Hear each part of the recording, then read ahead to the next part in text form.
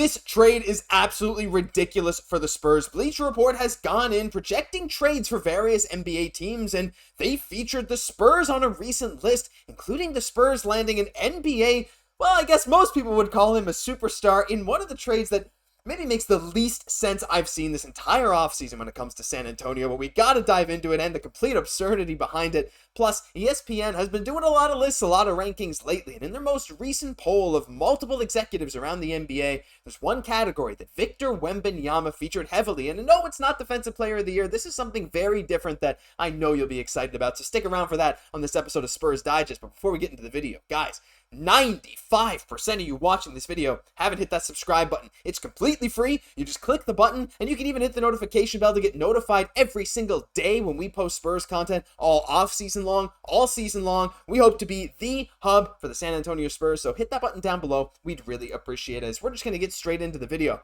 And I wanted to talk first about a bit of praise for Victor Wembanyama. Now, we're seeing ESPN. They're posting a bunch of articles as we approach this season. We saw the, award predictions recently, and we saw Victor, well, he was featured pretty heavily in that, right at the top of the Defensive Player of the Year voting from multiple different places. But this is different.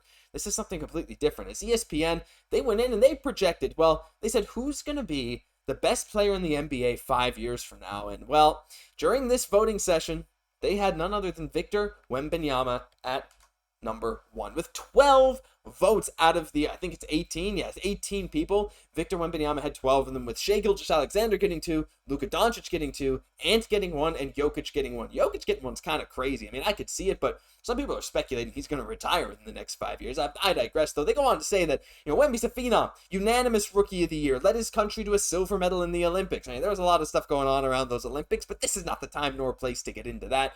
Joining Wemby are 3 elite young stars, Doncic, Gilgeous-Alexander, and Edwards. And 29-year-old Jokic, yeah, he could still be the best player in the league at 34. I think that's very reasonable. But these other guys are young. Like, Ant is going to be 28 in the core of his prime in 5 years. Luka, same thing. Right at 30 years old, he might slow down a little bit. I mean, his play style is a bit slower anyway. But then you got Shai Gilgeous-Alexander there, who's currently 26, of course, now a perennial MVP candidate. But, I mean, it's no shocker that Victor Wembanyama is right here at the top of this list. And, like, here's the thing. When you come off a Rookie of the Year season like he had, like very few people in NBA history have had, you lead the league in blocks, you go out there, you play like a guard, you look like Kevin Durant at times, you look like the best rim protector in the entire NBA at times, you knock down some post fades, he does literally everything on the court. He's even the team's best playmaker at times, and he was arguably Team France's best playmaker. I mean, you could argue Batum, I guess, but Wemby was leading them in assists. He does absolutely everything, and this was his rookie season. You look at a guy like him who arguably won't even be in his prime in 5 years. Isn't that crazy to think about? You look at Victor Wembanyama now, in 5 years, he'll be about, what, say 25 years old. Usually guys will hit their prime, yeah, around there, but some guys don't hit it till 26, 27, 28.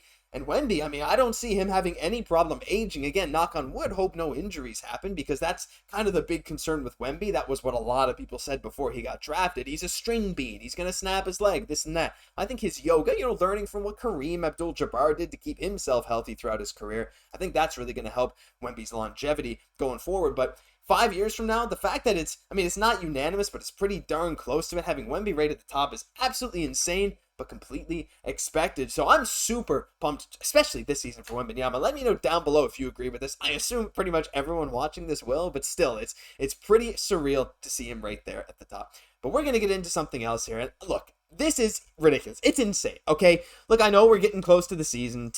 People love to toss out mock trades, and Spurs, of course, were part of a real trade, and one of the guys they acquired in that whole DeMar DeRozan thing, that whole big shenanigans going on with the Bulls and the Kings and all this stuff, the Spurs brought in Harrison Barnes, and this trade has them shipping out Harrison Barnes. First of all, let me know down in the comments, correct me if I'm wrong, I'm pretty sure he can't even be traded for a little while. I know it's 60 days after the trade, though I'm losing track of the days at this point now, so maybe they can do it now. Regardless, they could eventually move Harrison Barnes, but this trade is, it's just insane. I'm just going to get into this right now, so let's have a look here. If I pop this up here.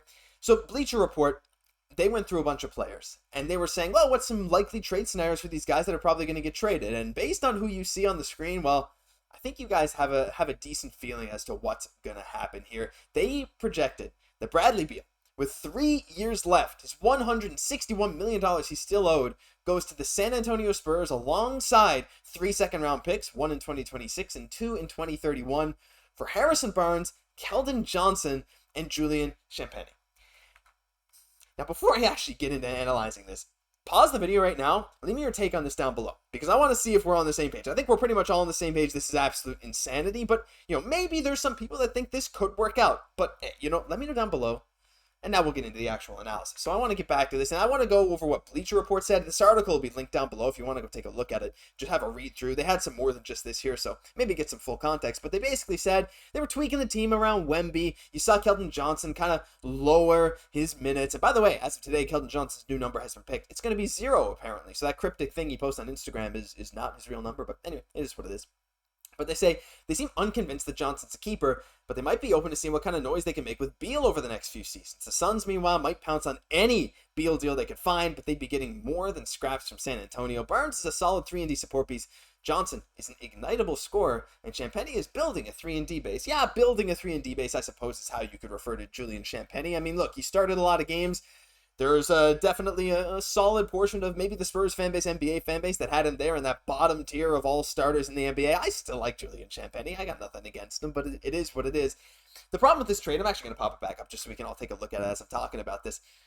I just don't see why the Spurs would ever do this. Like, right now, I don't think the Spurs are in any kind of rush to get into their contention window. Their contention window is as long as Wemby is in the NBA.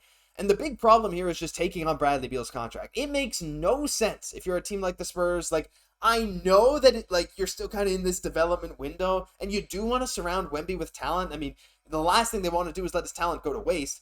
But you're still about developing this team, right? Bringing in a guy like Beal, who is, not really proven to play that well on winning teams. He's had stints, but he wasn't that great. He wasn't that effective with the Suns when the ball wasn't in his hands all the time. And while I'm not saying Beal would be bad in San Antonio specifically as a player, because I see Beal as a guy, comes to San Antonio, he'd get lots of nice open shots thanks to Chris Paul, thanks to Wembanyama, and he could have the ball in his hands a lot, especially with Chris Paul likely diminishing his time with the ball in his hands. But you still have other young guys. You still have Devin Vassell that you want to get the ball in his hands. Wemby, as the years go on, he's going to get more and more shots.